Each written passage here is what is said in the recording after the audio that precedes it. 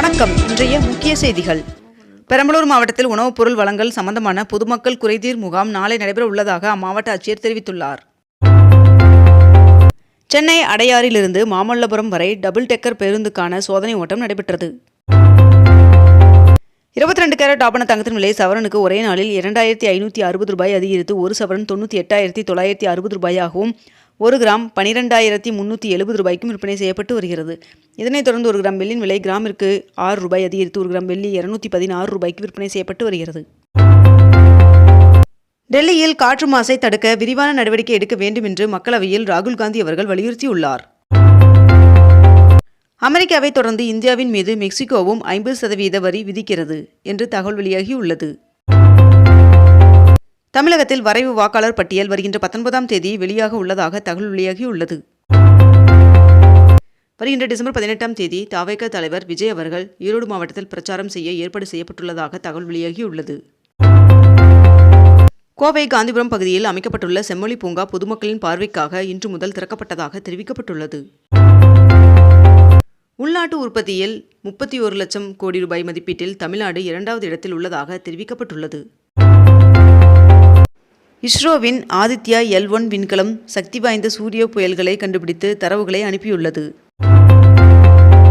கேரளாவில் 2 கட்டங்களாக உள்ளாட்சி தேர்தல் நடைபெற்றது. கலைஞர் மகளிர் உரிமை தொகை திட்டத்தின் 2ஆம் கட்ட விரிவாக்கத்தை முதலமைச்சர் மு க ஸ்டாலின் அவர்கள் இன்று தொடங்கி வைக்க உள்ளார். சர்வதேச அளவிலான பளுதூக்கும் போட்டியில் சிவகாசியை சேர்ந்த பெண் தங்கம் வென்று சாதனை படைத்துள்ளார்.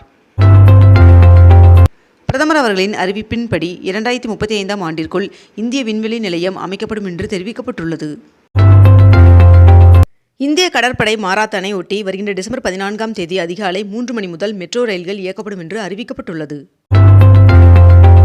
டிசம்பர் 16ஆம் தேதி முதல் ஜனவரி 14ஆம் தேதி வரை அதிகாலை 3:30 மணிக்கு ராமநாத சுவாமி கோவில் நடை திறக்கப்படும் என்று அறிவிக்கப்பட்டுள்ளது.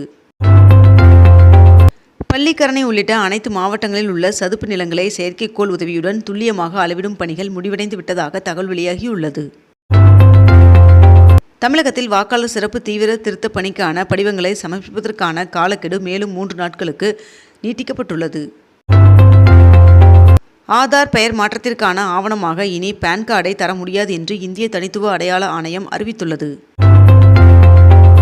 கடல் பசுக்கள் அதிகம் காணப்படும் மன்னார் வளைகுடாவில் அதிக முக்கியத்துவம் கொடுக்கப்பட வேண்டும் என்று மக்களவையில் கனிமொழி MP அவர்கள் வலியுறுத்தியுள்ளார். அதிமுக பொதுச் செயலாளர் எடப்பாடி பழனிசாமி அவர்களுடன் பாஜக மாநில தலைவர் நயினார் நாகேந்திரன் அவர்கள் சந்தித்தார். 2025ஆம் ஆண்டிற்கான தமிழ்நாடு அரசு கலை மற்றும் அறிவியல் கல்லூரிகள் மற்றும் அரசு கல்வியியல் கல்லூரிகளுக்கான உதவி பேராசிரியர் தேர்விற்கான ஹால் டிக்கெட் வெளியிடப்பட்டுள்ளது. 2026ஆம் ஆண்டு சட்டமன்ற தேர்தலில் அதிமுக சார்பில் போட்டியிட விரும்புவோர் டிசம்பர் 15ஆம் தேதி முதல் விருப்ப மனு அளிக்கலாம் என்று தெரிவிக்கப்பட்டுள்ளது. ஆசிய கோப்பை கிரிக்கெட் தொடர் இன்று முதல் ஐக்கிய அரபு எமிரேட்ஸில் தொடங்க உள்ளதாகவும் டிசம்பர் 14ஆம் தேதி இந்தியா பாகிஸ்தான் அணிகளுக்கிடையே போட்டி நடைபெற உள்ளதாகவும் தெரிவிக்கப்பட்டுள்ளது. இந்திய ஜனாதிபதி திரௌபதி முர்மு அவர்கள் வேலூர் மாவட்டத்திற்கு வருகின்ற 17ஆம் தேதி வருகை தர உள்ளார் என்று தகவல் வெளியாகியுள்ளது. மின்னணு வாக்குப்பதிவு இயந்திரங்கள் முதல் நிலை சரிபார்ப்பு பணிகள் இன்று தொடங்குகிறது. 14வது ஆடவர் ஹாக்கி ஜூனியர் உலகக்கோப்பை 2025ஆம் ஆண்டிற்கான இறுதிப் போட்டியில் வெற்றி பெற்ற ஜெர்மனி அணிக்கு துணை முதல்வர் உதயநிதி ஸ்டாலின் அவர்கள் பாராட்டு தெரிவித்துள்ளார். தமிழ்நாட்டில் வடகிழக்கு பருவமழை இயல்பை விட 6% கூடுதலாக பெய்துள்ளது என்று வானிலை ஆய்வு மையம் தகவல் தெரிவித்துள்ளது. குடியரசுத் தலைவர் திரௌபதி முர்மு அவர்கள் 2 நாள் அரசுமுறை பயணமாக மணிப்பூர் மாநிலத்திற்கு செல்ல உள்ளார். சென்னையில் உள்ள 19 மண்டலங்களில் வருகின்ற 13ஆம் தேதி பொது விநியோக திட்ட மக்கள் குறைதீர் முகாம் நடைபெறும் என்று அறிவிக்கப்பட்டுள்ளது. தமிழ்நாட்டில் வார இறுதி நாட்களை முன்னிட்டு வருகின்ற 12ஆம் தேதி முதல் 14ஆம் தேதி வரை சிறப்பு பேருந்துகள் இயக்கப்பட உள்ளதாக தெரிவிக்கப்பட்டுள்ளது.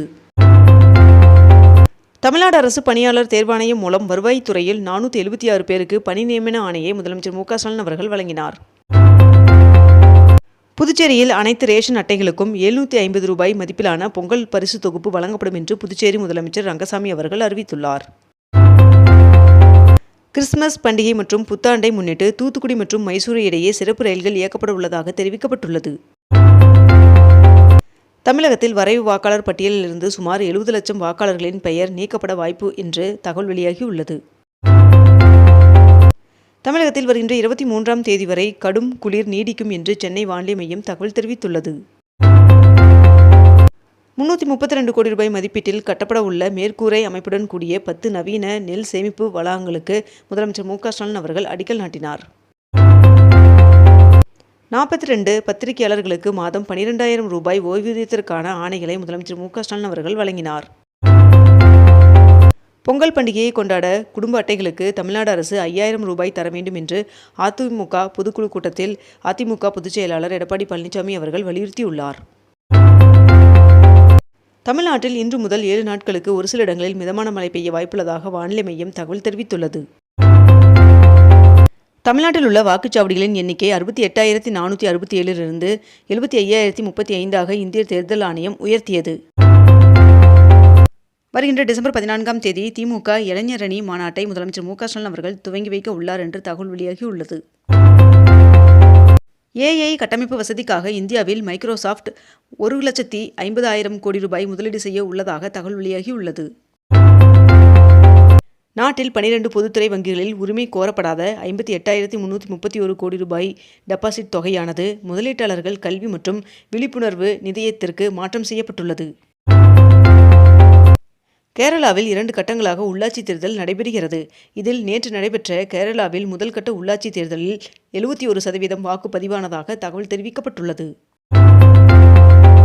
திருப்பதி மற்றும் சீரடி இடையே புதிய ரயில் சேவையை மத்திய ரயில்வே இணையமைச்சர் காணொலி காட்சி மூலம் நேற்று தொடங்கி வைத்தார்.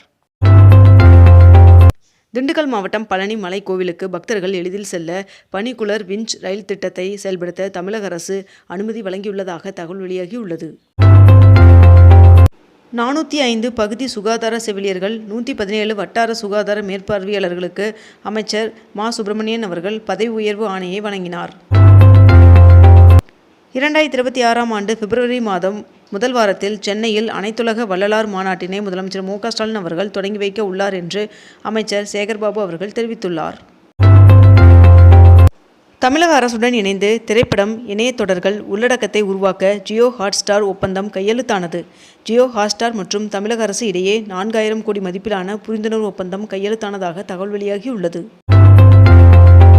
கிரிப்டோ கரன்சியின் மூலம் பதுக்கிய 4,189 கோடி ரூபாய் கருப்பு பண சொத்தும் பறிமுதல் செய்யப்பட்டுள்ளது. மேலும் 44,000 பேருக்கு அமலாக்கத்துறை நோட்டீஸ் அனுப்பியுள்ளதாக தகவல் வெளியாகியுள்ளது. இத்துடன் இன்றைய தலைப்புச் செய்திகள் நிறைவடைகின்றன. மேலும் இதுபோன்ற அண்மை தகவல்களை உடனுக்குடன் தெரிந்து கொள்ள அக்னிபூ சேனலை சப்ஸ்கிரைப் செய்து கொண்டு தொடர்ந்து இணைந்திருங்கள். நன்றி, வணக்கம்.